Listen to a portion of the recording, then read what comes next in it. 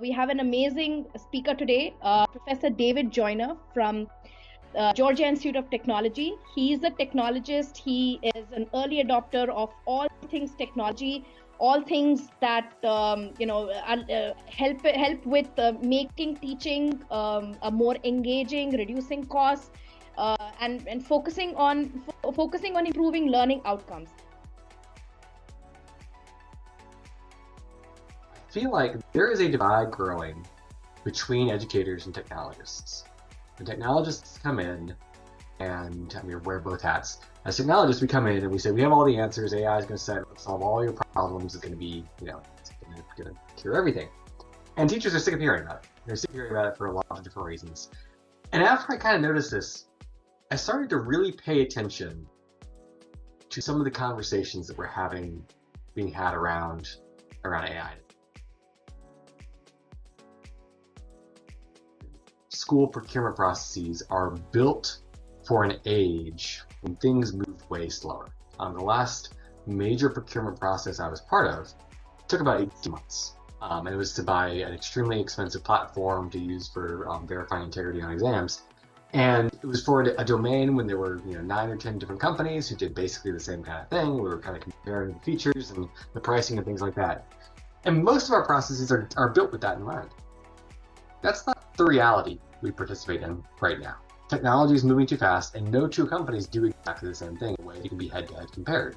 And so we have to be, for those of us who are in a position to affect this process, we have to tweak procurement processes to acknowledge this reality. Now we need to be more flexible. We need to be able to move faster. We still need the same old safeguards, because we don't want situations that led to our procurement rules in the first place, where somebody starts a company and then makes sure that their university is the one that buys the big contract to their company. We still need that, but we can protect that in ways that don't add all this delay, and lets us adopt new tools far more quickly. We need more work as well on integrating them into existing systems. I've had lots of talks with people with great ideas, and the problem with the ideas was never the pedagogy, it was never the technology.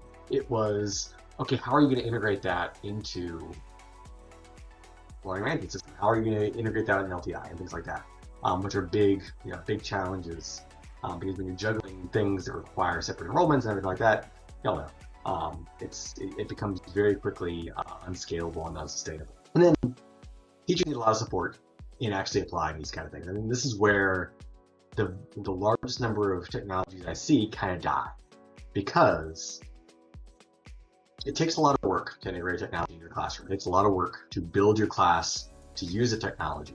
You have to know that work is going to pay off before you can invest it. Teachers are the busiest people in the world, in my most humble opinion. And so you have to know that there's a payoff for this kind of thing. And you have to know the payoff is going to be long. So I've had lots of tools. For me at least, I have very deliberately built my classes to create a low barrier for testing stuff, where I have a policy that basically just lets me hand out points for testing little things that can be up to 10% of your average in many of my classes. And it just makes it very easy to say, hey, we're going to try this new tool. If you want to buy into it and try it, you get a couple of these points. If you don't, you can ignore this. You got other ways to earn that.